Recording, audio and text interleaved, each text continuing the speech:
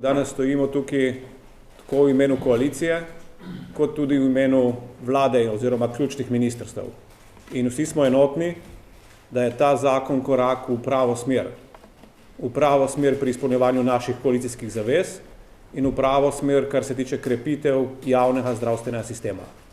S tem prvim korakom preoblikovanja dopolnilnega zdravstvenega zavarovanja bomo dosegli dva cilja. Prvi cilj je, preprečili bomo podražitve. Nobenih podražitev več.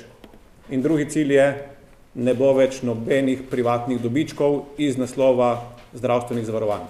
95% državljank in državljanov plačuje to dopolnilno zavarovanje danes. Plačujejo ga na nivoju 35 evrov. Za nikogar od njih se ne bo spremenilo nič. Razen, da bojo privarčevali na letnem nivoju 120 evrov vsak. Ker toliko bi sicer plačali več, ko mi ne bi ukrepali in bi dovolili, da te podražitve, ki so bile napovedane in ki se bi začele izvajati, vsakega od njih prizadanejo 120 evri na leto.